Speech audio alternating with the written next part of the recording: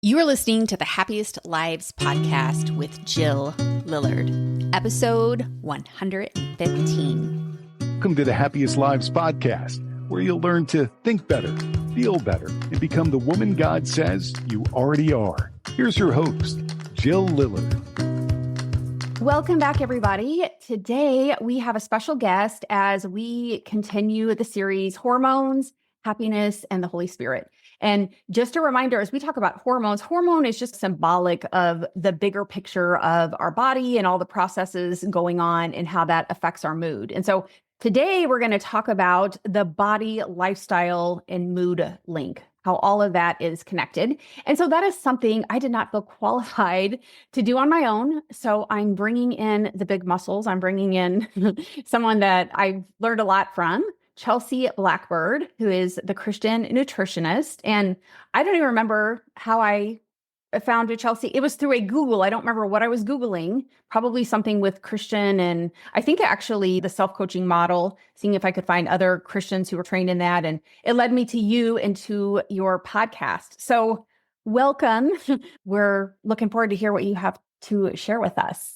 Oh, thank you for having me. It's been fun to connect with you over the years. You've been on my podcast. And so I'm grateful and happy to be here to share with your listeners. How long have you had your podcast? Because I feel like that's just a wealth of information. I just wrapped up season 6. So 6 years. Okay. Yeah. Okay. That's great. I was going to guess that you've been around I don't know, for decades, but okay. Not quite that long. It feels like that sometimes, but the years have flown. How did you get into nutrition and how does your faith influence your approach to wellness?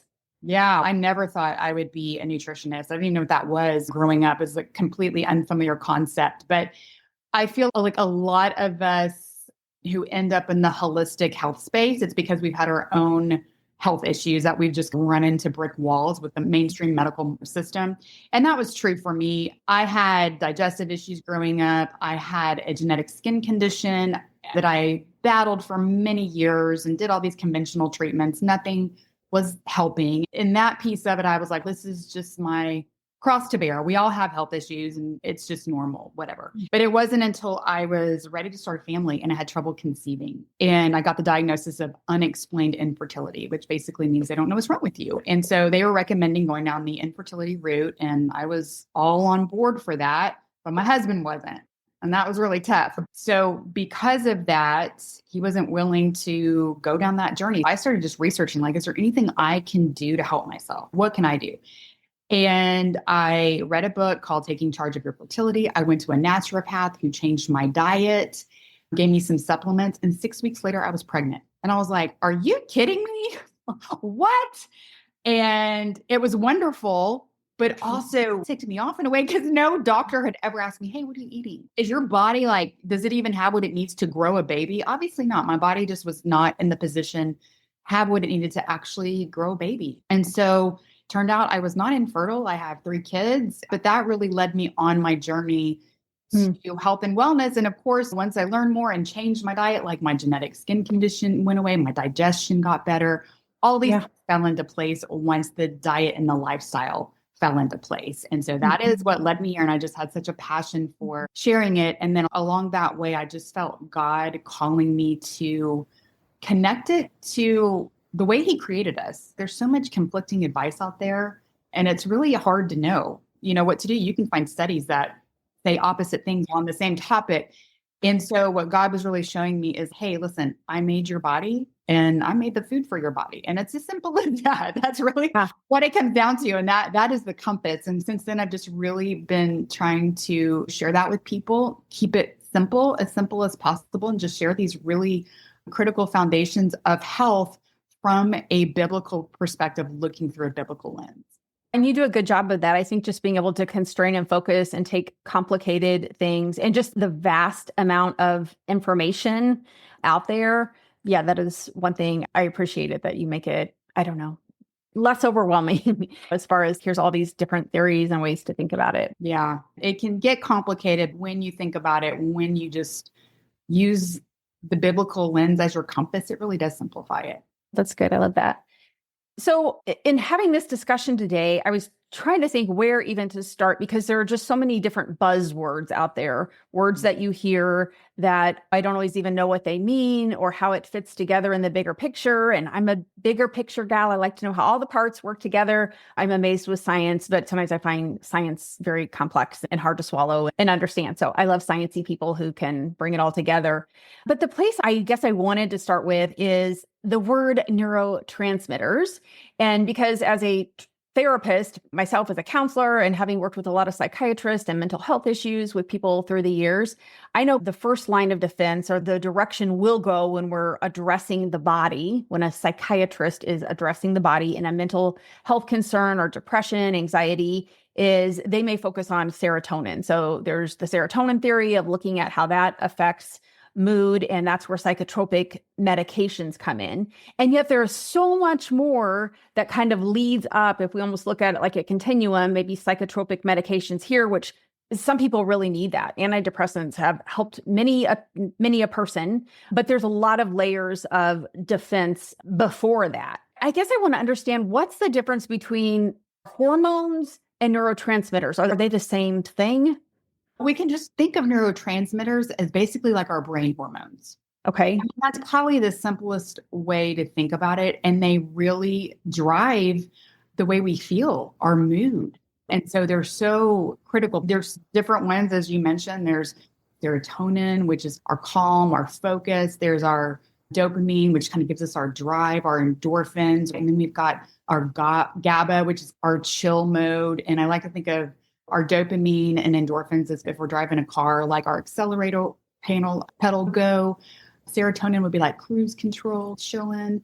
And then your GABA are the brakes. Okay. And so we need all of these pieces to work, but at a fundamentally where I come in, where I think what is so missing, the foundation, is understanding the raw elements that our body uses to make neurotransmitters. And that comes from food. And I think this is the piece that so many people are missing, is this connection between diet and mood. And there's many layers to that. But when we're talking about neurotransmitters, we've got to make sure the diet is right to actually be able to make them.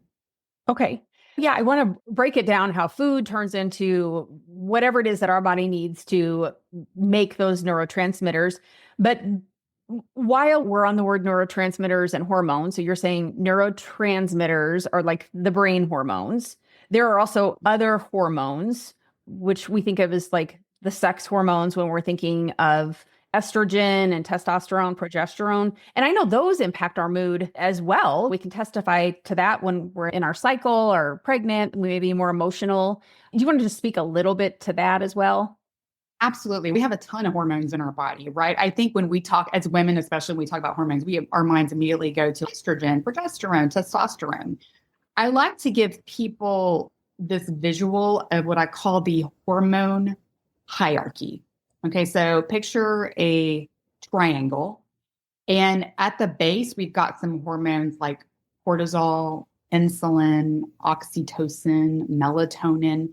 And then at the tip of the triangle, we have what we would think of as the reproductive hormones, estrogen, progesterone, testosterone, those kind of things. And what I always want to explain to people is when it comes to our reproductive hormones, like you have to have that base intact. You have to have cortisol, you have to have insulin, you have to have your melatonin, your oxytocin. Those all really need to be regulated to regulate the reproductive hormones. So I'm probably making it more complicated, but it's really important for people to understand that to just try to go and straight tackle estrogen and progesterone or testosterone is throwing a little bit of spaghetti at the wall before you've got all of your base hormones best regulated.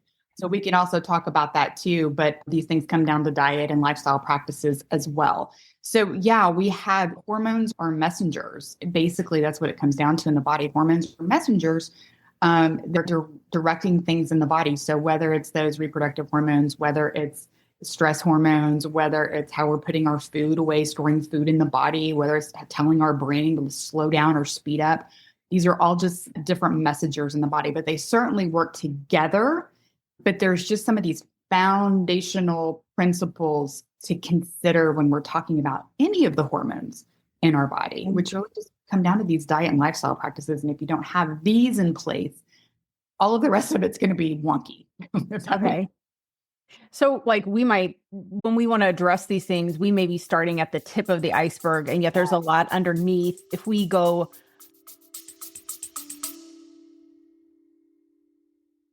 Hey, I wanted to interrupt this podcast for a minute. If you've been listening and thinking, this is exactly what I need, but I don't know how to actually do this in my life, I created something for you. It's called Clarity and Courage, and it's my monthly coaching membership for Christian women who are ready to stop spinning and start moving forward. You get a mix of self-study and 2 optional coaching calls each month. So you've got structure to stay focused and support to know you're not doing it alone. And right now you can get it for less than $2 a day. You'll find the link to sign up at myhappyvault.com or thehappiestlives.com. All right, back to the episode. deep ground level, Yeah. like you're building a house. Okay, let's start at the foundation and build up rather than maybe starting with the roof or decorating the bathroom. Yeah, 100%. So whether we're talking about like serotonin and depression and stuff, and like immediately going to maybe a pharmaceutical, wow, we have missed the whole pyramid underneath of things that we want to consider before we do that. So same thing with our estrogen, progesterone, testosterone. There's that entire base below that even if we are supplementing or maybe taking a pharmaceutical, whether it's hormone replacement or some kind of pharmaceutical, yes, that can help, but you've thrown a little bit of spaghetti at the wall without really addressing really the root causes of why things are off. Yeah. And so you're talking about like the hierarchy of hormones and leveling those up to the tip top to the base of the triangle. But it sounds like there's almost like a hierarchy. I don't know what we would call it. Another hierarchy where like the hormones are up here, but then there's a lot of stuff below the hormones, including the building blocks and then the lifestyle and food that support the building blocks. Is that correct? Yes, I just always joke, it's all about that base. It's like all about that base, right? No matter what it is, like you're exactly right. Whether it's the neurotransmitters or reproductive hormones, things that really we feel like affect us in daily life, and they absolutely do. But there is, yes, that base that when we address kind of those foundational principles, we can do so much. And that's like my whole message. God has given us so many resources and just so many ways to be well. And so many people just don't take advantage of that or really know about it to understand what to do. And so that's where I try to make those connections. Let's receive all of the wonderful resources and provision He has given us to be well and start from there. Or you'll know what to do. Maybe people do know, they'll hear what to do, but they don't understand the why. Like why should I do that? I think I gave you the example of my dentist tells me, okay, you need to floss your teeth. He always asks me, aren't you flossing your teeth? And I feel rebellious I don't know why to floss my teeth. They always say my teeth look great. What's the point? But then one time they explained it in a way I'm like, oh, now I get it. That's why it's important. This is why it's important to eat your vegetables or your protein or exercise or get sunshine. So yes, exactly. Okay. So, well, if we're thinking about maybe even the hierarchy where hormones are up here and maybe at the bottom of that is some base level lifestyle things. If we work our way down, a word that I've heard you use, you have some great podcasts on it, some people you've interviewed and resources that you've shared is amino acids, which can you tell us what amino acids are and how they relate to our hormones, things like our brain hormones, like neurotransmitters and such? Yes. Oh, I love to talk about this. Okay. Amino acids. So amino acids are the building blocks of the body. It is like the foundational raw material that makes our skin, our hair, our hormones, our cells. It's what our body uses to create enzymes and hormones, all of these things, amino acids. Okay. We get amino acids from eating protein. That is where we get them. There are 22 amino acids. 8 of them are considered essential amino acids, and the rest are non-essential amino acids. Okay. We have to have the essential amino acids, and our body can make the non-essential amino acids from these kind of core essential amino acids. What is so important to know is that there is no other way to get these essential amino acids than through consuming them. The end. Okay. So we have to consume these amino acids through diet or possibly supplementation if we're not getting enough in our diet in order to give our body the building blocks to make all of these things I'll talk about. Hormones, we're talking about neurotransmitters. Like you cannot even make neurotransmitters without amino acids. You cannot get amino acids without eating protein. So that's a foundation. And when you talk about eating protein, does it matter if it's animal protein or protein from non-animal sources or? Yeah. So this is a big question. And this is, as a Christian nutritionist, this is one thing that I've really tried to share and illuminate over the years. So animal sources of food are considered a complete source of protein, meaning they have all of the essential amino acids in the right amounts, in the right ratios to each other, so that when we consume them, the body just has them all right there in place of what we need. And so the body breaks that protein down, that animal protein down, and then starts divvying up all those essential amino acids to where they need to go. Plant proteins, so let's like maybe lentils or quinoa or wheat, those have proteins, but they're considered incomplete proteins because they don't have all of the essential amino acids, or they don't have them in the right amount and ratio to each other. And so they are less powerful for the body to use, just don't have all of those things in place.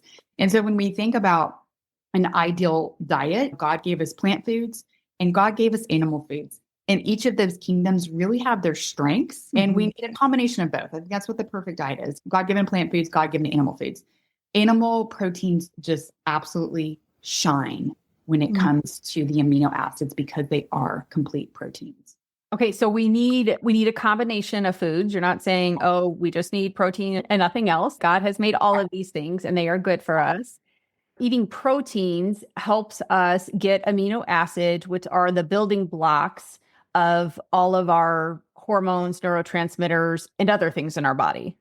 Yeah, so it's so cool. So say we are eating a steak or a piece of chicken or a piece of fish. We eat that, and then our body breaks that protein down into the individual amino acids. And we also need to talk about the way the body does that. It breaks it down into these individual amino acids, and then your body organizes them and puts them together based on what you need. Do you need to make a piece of hair? Do you need to make an enzyme? Do you need to make a hormone? Does it need to go to a cell membrane? Does it need, what your body is so incredibly smart, and it's going to put it to the highest priority, if you will. And it's really cool the way that it does it. It breaks it down and then it reassembles it as it's needed. And so with the animal proteins, you have all of them right there, all those essential amino acids that can be used also to make the non-essentials as needed. And so that's really the way that it works. Okay, good. So when we're thinking about eating protein, is there like a certain amount of protein you should be eating a day to meet this need for your body? Yeah, I would say, ideally, and it's a lot, 90 grams of protein is a great number to shoot for. I usually tell people 70 to 90. You can even go above that. And a lot of people do, but I think 90 is a good target. The most important meal of the day to get your amino acids is your first meal of the day, no matter what time you eat that. And you want to get about 30 grams at that first meal of the day, because what happens is when we go to sleep, we are in repair and detox mode, and your body is really pulling all of these amino acids to repair tissue and do all of these things, create your hormones, do balancing. And so when you wake up in the morning, you are somewhat depleted of these amino acids. They need replacing. So that first meal of the day is really important for bringing back in a nice supply of amino acids. And then ideally, if you had 30 grams at breakfast and 30 grams at lunch, 30 grams at dinner, that would be great. But if not, overall throughout your day, go for somewhere between 70 to 90 would be a great target. Okay. And what is 30 grams of protein look like? Is that like a chicken breast? It depends on the protein, but anywhere, probably average 4 to 6 ounces of a piece of meat, fish or chicken or steak. Eggs, it's a little harder to get to 30 grams. You'd have to eat 6 eggs. But if you do 3 or 4 eggs and even maybe some bacon, some cheese, and omelet, like a really beautiful omelet with some vegetables and cheese and even a little extra meat on there. So you can get to it that way. And so then would dairy count as the same as other meats as far, I guess it would be an animal protein still. Yes. Yeah. Actually, dairy is a great resource also of protein. It's going to take a little bit more to get there. You can't just drink a glass of milk and you're going to have 30 grams of protein, but if you get a glass of milk or cottage cheese is actually amazing. Yogurt, those are really good sources of protein. Okay. Okay, good. I don't know if we'd consider that a high protein diet. That's probably just a normal protein diet. But for some people, you're like, wow, that's a lot of protein, especially depending where you're coming from in terms of what you've been taught in the culture of what your body needs. But let's say you are eating that 90 grams of protein and maybe you're still struggling in some area of your mood. Like that may not cure all your mood issues, motivation, focus, maybe a lot of sadness, anxiety, different things like that. Where do you go with that as far as amino acids? The first thing I want to make sure with people, because you can be eating like a great diet, but if your body cannot break down your protein to actually get the amino acids, that's a real problem. And I see this a lot. And I will say just that does feel like a lot of protein. And it is. The RDA, the recommended daily allowance recommended by the government is like 40 to 50 grams. That is, if you don't get enough, you're going to die. That is like the bottom of the barrel, the minimum amount you need. That's not a thriving level. So we're talking about, when we're talking about eating more protein, we're talking about more of a thriving level. Okay. But so we have our diet, but then we also have to consider how our body is utilizing our diet. So a lot of people change their diet, they get healthier, they're eating better, but things still aren't happening. And it's because they have a compromised gut, a compromised digestive system, where they're having trouble actually breaking down. And protein is a very challenging, energy demanding process, protein to break down. And so we need some things like plenty of stomach acid. We need enzymes to do that. We need certain minerals like zinc and things like that. And so a lot of people could be depleted in that area and need digestive support to be able to break down the protein. So I've had people come to me over the years who have been on a vegetarian diet and they're ready to move into incorporating meat. And they feel so much better when they do, but we have to use some digestive support in the meantime to get there. And for a lot of people, even if you eat a low protein diet right now, you likely need support because if you're not using it, you lose it when it comes to some of these supportive digestive juices and enzymes and things that we need to break down the protein. And so that is really a key. That's what I think of when I think of somebody that is having some mood issues, depression. I'm like, are they eating enough protein and can they break it down to be able to utilize it? Yeah. So do you start then with the gut or do you start with introducing protein when you're working with a client? Yeah, we would do both. We would ease our way up. If somebody hasn't been eating protein, I'm going to be like, hey, 90 grams a day. It's going to fit like a rock in your belly. You might be constipated. That's going to be tough, right? And so we would ease our way up and then we would likely introduce some digestive enzymes, possibly some hydrochloric acid, which is stomach acid. We need a lot. Our stomachs are very acidic. They are supposed to be. And that is specifically because we need it to be that way to break down the protein. And a lot of people are low in stomach acid, as counterintuitive as that seems, because a lot of people do struggle with GERD and that kind of thing. But quite often that is an indication of not having enough, which is strange. But that is something to really consider in this equation. So yes, we would introduce some of those supports and then help the body get on track, being able to break it down by itself and then going from there.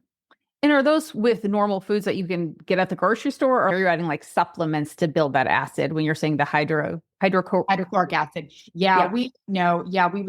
I use supplementation for that. Well, but actually what you could do is use like apple cider vinegar. That's why a lot of people use that about 15 to 20 minutes. Take a little shot of that before you eat.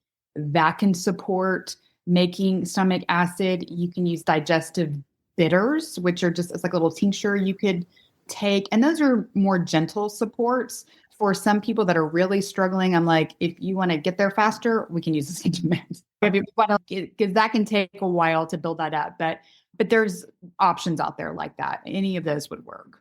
So we may have to do some healing of the gut, introducing proteins, and you're just seeing how that all works together. If you're already having gut problems, we probably need to do some work healing your gut. And then if you're adding protein and you're having some digestion issues, you would look at adding some supplements to help with that. Yes, exactly. Exactly. Okay. Then what about like specifically targeting? So I know there's amino acid therapy. You have a good resource, the Mood Cure. Who wrote that again? Julia Ross. Julia Ross. Yes. Yeah. So yeah, if you're addressing these things or you want some support on the side, one thing that a supplement that I often recommend for lots of different things, it's one of my go-tos for a lot of things, is an essential amino acid supplement, EAAs. And so you're just helping your body put in some of those essential amino acids, and that can really help while you're working your way up. Or a lot of people just use essential amino acids therapeutically. That's a place I would start before I would start individually supplementing things. It's just give your body that, that nice broad spectrum of all of the essential amino acids and let your body use it the way it needs to. But with that, your body is going to use those as needed. So it may not be directly creating those neurotransmitters as quickly as we want them to. And so in that case, we can do some more targeted amino acid therapy. Okay. Yeah. And I know you have practitioners that you have gone through your school and your program and learn how to use some of these assessment tools if you're wanting something more specific, right? Yes, absolutely. So one thing that we teach in the School of Christian Health and Nutrition, we teach how to just decipher this kind of thing. So we have an amino acid questionnaire that we have people fill out. And it's broken down into these sections of are you low in serotonin or dopamine or endorphins, whatever it is. And by the scoring of that, we can assess where somebody might be lacking and do some more targeted amino acid therapy, specifically targeting those specific neurotransmitters. Okay. Okay. That's good. Yeah, I know I've had different clients I've referred to that resource. You have a good podcast on that and to Julia Ross's book. And some of my clients have worked with some of your clinicians who have done the amino acid assessment on them and you have found that to be very helpful.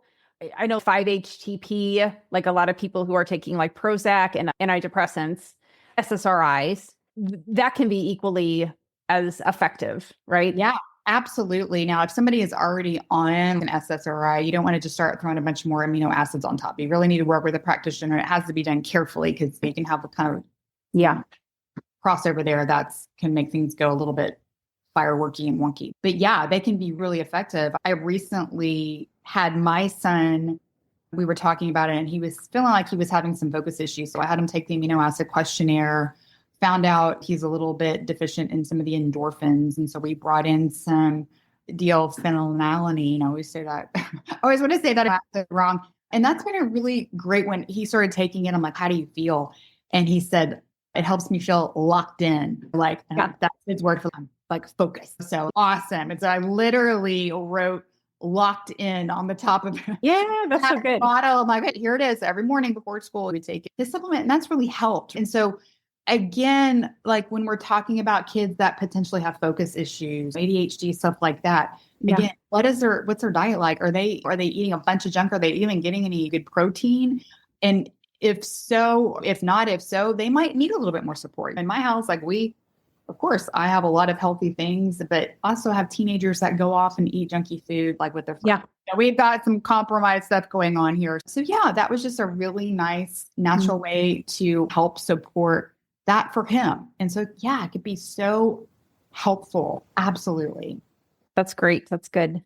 Kind of shifting gears a little bit. Something else that you have mentioned helps us get neurotransmitters besides amino acids is sunshine, specifically sunshine in your eyes. So tell me how this lifts your mood. Why is sunshine important? Oh gosh, this is another one of my favorite things to talk about. Over the years, the way that my studies have evolved I used to just solely teach on nutrition, which is so incredibly important. But about 6 or 7 years ago, God really put this download on my heart, showing me that nutrition is important, but there's all these other lifestyle pieces. And if we look to the book of Genesis, it's all right there in the creation story. We are part of creation. And as part of creation, we're meant to work synergistically with the other parts of creation. So if we look in the creation story, we have water and sunshine, we have nature, we have plant foods, we have animal foods, we have nasal breathing, very important. We have rest and sleep and movement and fellowship. So all of these things were so important. And so it led me into a bunch of study in all these different areas. But sunshine has been such an incredible, eye-opening piece of God's provision that I think is so underutilized. And when it comes to the neurotransmitters, the way that I think of sunshine is really that they're activating. They're really helping to activate neurotransmitters. And so what is super fascinating is that we have these aromatic amino acids behind our retinas. Okay, they're aromatic amino acids. They float behind our retinas. And when we get a specific frequency of sunshine through our eyes, it's activating and synthesizing some of these amino acids to work in the body. So for instance, we have phenylalanine. That's one that I was just talking about that I've been giving my son. When we get sunshine through the eye, phenylalanine synthesizes into another amino acid called tyrosine. And from there, it branches off and becomes a lot of other things like T4, thyroid hormone, melanin. It has all of these aspects that really help us regulate cravings, fat burning, for metabolism. It's sending all of these signals through the body just from this one light frequency. It is so fascinating. We have another pathway with the tyrosine becoming serotonin, and that serotonin becoming melatonin, the melatonin that puts us to sleep later in the night. That synthesizing of these neurotransmitters, these amino acids, these neurotransmitters are being signaled and activated by light exposure, which is so incredibly fascinating. So if we think about our modern day lifestyle, so many of us, we don't get outside very much. We're inside, we're behind the computer all day long.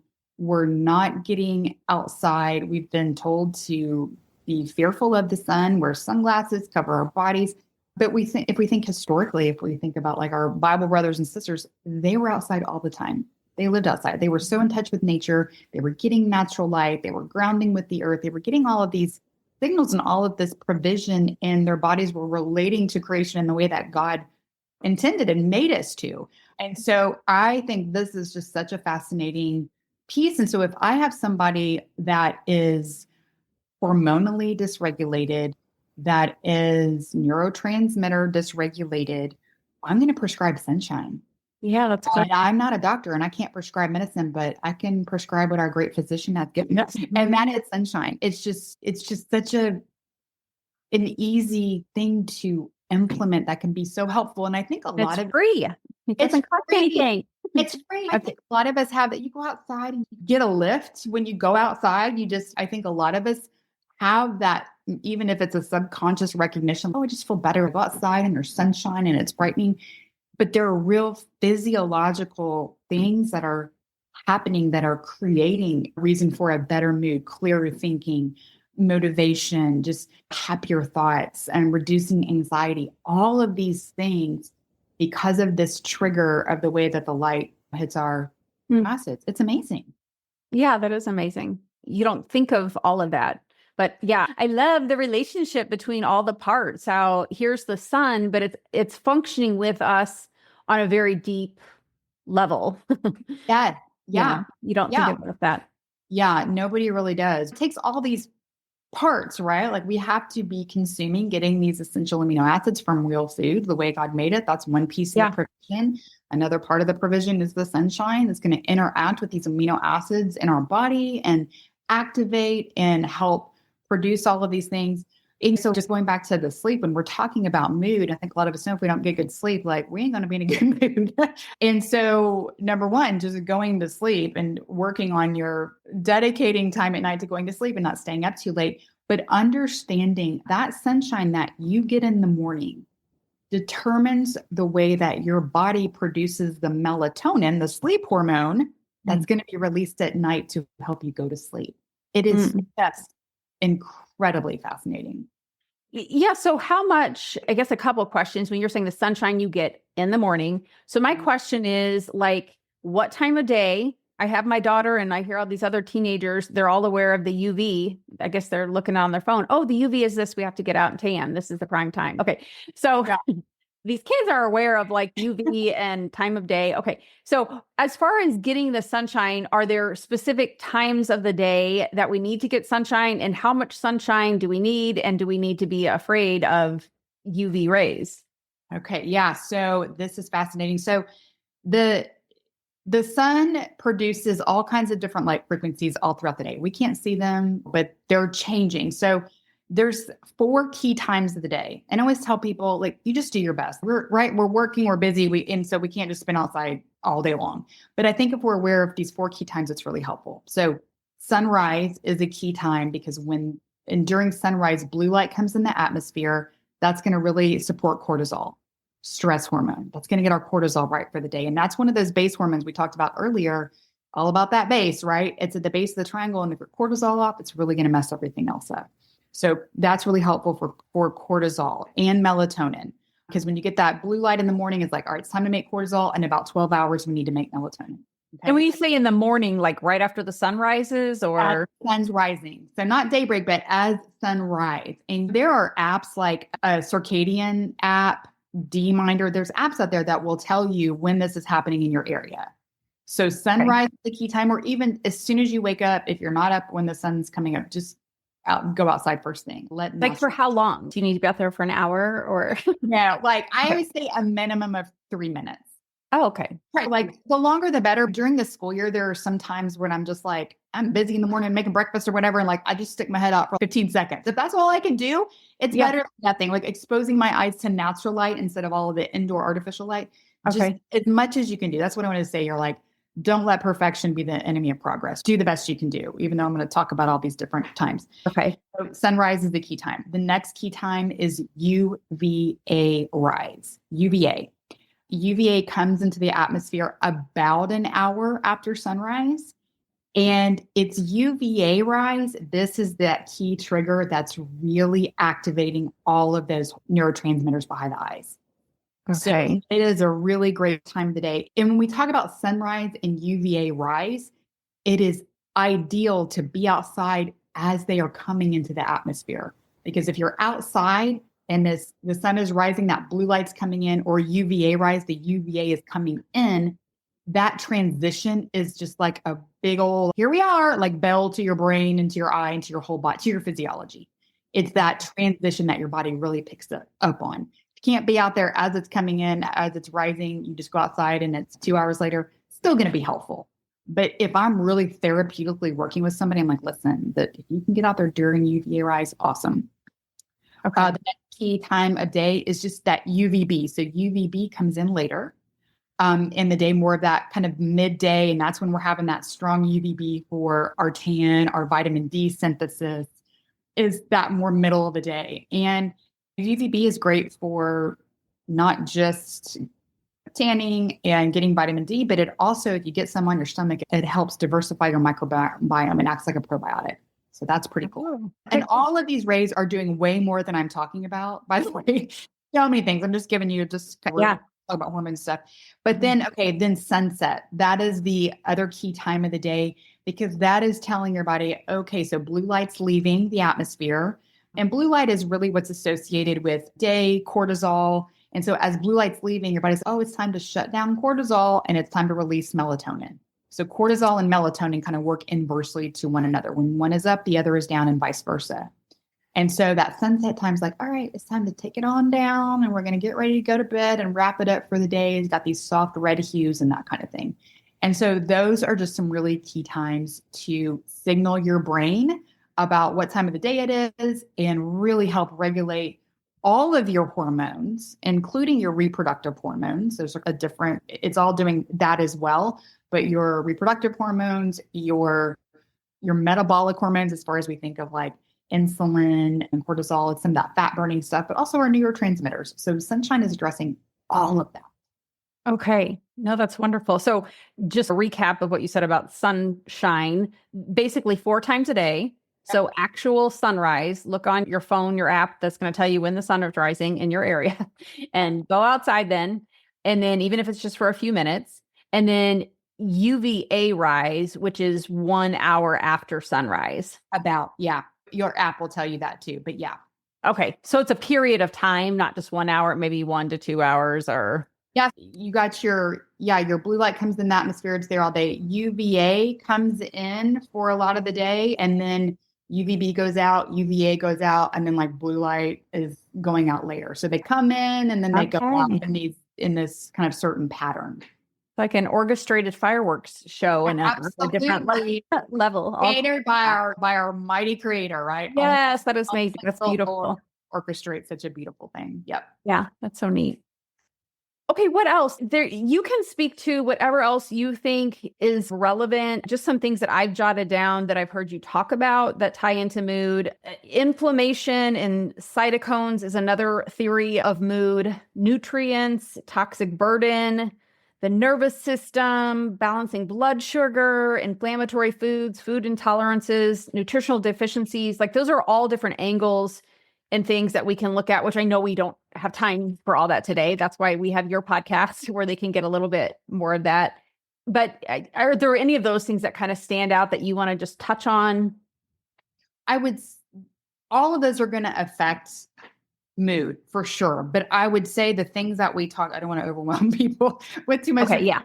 But I can tell you the things that we talked about today are incredible. Like those would be the best things to start with. Okay. Get your protein in. Right? Incorporate that protein, work that way up. If you need some digestive support there, seek that out.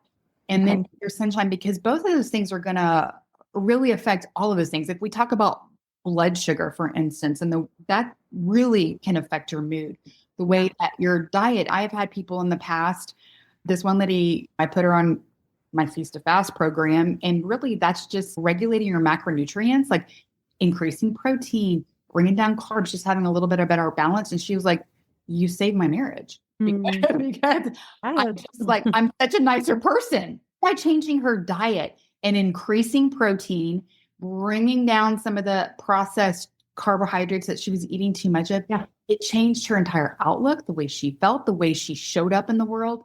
And this is like exactly is the heart of everything I want to do. And I know it is for you. Like the way that we show up in life and the way that we serve others and that we step into our purpose has so much to do about the way we feel in our mood, which I know is everything that you speak to. So to hear that from her was incredible. And I remember her saying she owned a business and she was like, all my employees are like, what are you doing? You're so much nicer from a diet change. And that was helping regulate blood sugar, right? Yes.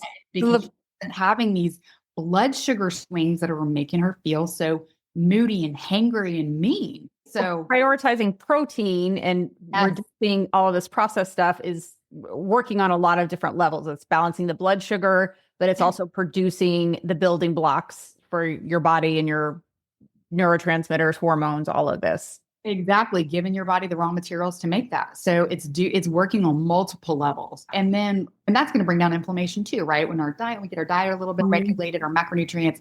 And then the sunshine is also wonderful for the nervous system. Just being outside in nature is probably one of the best things that you can do for your nervous system. Also reducing inflammation. And so I think those two things are just so foundational and pretty easy things to incorporate and things that people are missing. And if we do those two things, it's going to touch on really all of those things that can affect. Now, of course, we need to lower our toxic burden and do all of these things too. But I think the one of the ways to really lift mood really effectively is through diet and getting sunshine. Okay. So that's where we want to start. We don't need to get too complicated like I sometimes like to do. I like, we got to look at this and this. There's all these parts. Let's not forget anything. But, but if we start with those things, start with your protein, start with getting sunshine. And probably as you're filling yourself up with more protein, there's less room and hunger for other processed foods because you're balancing your blood sugar, which is going to affect your cravings and all of that. 100%. That's exactly spot on. And one last thing, what about movement? Is there a role of movement and cardiovascular health and all of that in all of this as well? Movement generally it helps produce endorphins and just makes you feel happy. It makes you feel better in your body. Generally speaking, absolutely. And I think a lot of us feel like to go exercise. We have to make it this big thing, like that we have to go to the gym, make this big thing. Hey, just go for a walk. My main form of exercise over the past 25 years has been a morning walk. And I've been doing it all this time. And little did I know that just being outside, I was also getting that sunshine, right? Getting that sunshine, being outside, just walking is one of the absolute best forms of movement for your body. And it's affecting so many different things, but absolutely will directly affect mood and just help everything synthesize better as well. I'm with you on that. I love walking. And I feel like that also pairs really well with the sunshine that you're talking about. One of the gifts of having my dog, I guess I'm more motivated to go take her on a little walk throughout the day. And so I'll do that. I'll get out in the morning, and I think it takes me about 14 minutes to go around my block. And so I might do several laps in the morning, but then just being aware of maybe around 10 o'clock. I don't know if that's the part where the UVA is. It kind of depends on the time of year, but I think my app. Yeah. So I think going on and just like doing one little lap there, and I don't know, it's a nice time to listen to podcasts or things you need to listen to, or just be quiet and hear the birds. So it is wonderful. Which is great for the nervous system. So one thing I'll remind people is that if you wear sunglasses or glasses or contacts, then that will block the sun signals to your eyes. So my contacts are blocking that. They do reduce the amount. I think nobody can say for absolute sure, but it does significantly reduce the amount. Now, I've had LASIK, which also affects it, but I just choose to believe that some is getting through. You're getting some. Yeah, I'm getting something. But I just tell people that because in the early days, I've been walking all the time. In the early years, I would just throw my sunglasses on, even though 8 o'clock in the morning. Who needs sunglasses really 8 o'clock in the morning? It was just habit. Yeah. Now, there are times of the day, like middle of the day, maybe we do need our sunglasses, but just be mindful if you really don't need them. And sometimes it takes a little bit of training, like getting used to some early morning light to be able to tolerate it better throughout the day. Maybe wear a hat to diffuse it. But the more we can go with what we call naked eyes, the more you're going to get that sunshine directly in there to do all this signaling. You just do the best you can. If you don't want to fall down because you can't see. I won't take my contacts out then. So I've not been wearing my sunglasses, but I have my contacts. Okay. But if you get out, like if you could get out and open the door and look outside before you put your glasses or your contacts in, then that's a good start. That can certainly be helpful. Okay. Okay, good. All right. Was there anything else that you want to add or say about this or touch on as like in summary or I think we covered a lot. And I think if people will start with those few things and just really trust in the provision God has given us, and that in most cases, we're not deficient in a pharmaceutical, we're deficient in these building blocks, like these amino acids that create all these beautiful neurotransmitters. We're light deficient, we're deficient of sunshine and nature and just being outside. And so just receiving that, God has provided, it's up to us to receive it. That's our part of our job to do. And that when we do, we can really see our body and our mind and just our mood really change really pretty fast. That's so good. Yeah, kind of sowing and reaping, and what you're feeding yourself, I think spiritually, that's going to kind of bear fruit in your life, and what you're feeding yourself as far as sunlight and food and all of that, you're going to feel that as well. So absolutely. So good. To just wrap up, you have your podcast, which is a wonderful ministry and resource for people. I know you have 2 other ways that people can work with you primarily. Maybe you have other ways, but those are the 2 I know about. Yeah. So the Christian Health Club podcast is where I take all the deep dives into all of these areas. And then I have a bunch of different programs that I teach throughout the year that address all of these different things that we're doing. And you can find that it's in the Christian Health Club. But if you just go to thechristiannutritionist.com, all of my information's there. I'm the Christian Nutritionist on Facebook and Instagram. So that's probably the best way to find me and connect with me and figure out more. And I know I did a couple of your programs, which they're all rolled into the Christian Health Club, right? They're all under the Christian Health Club, and you can come in and join and just do one of the programs a month, or you can join the whole shebang, the whole thing. So there's some couple of different options there. Different ways to do that. And then the second thing, did you say that the School of Christian Health and Nutrition, where you tell a little bit about that?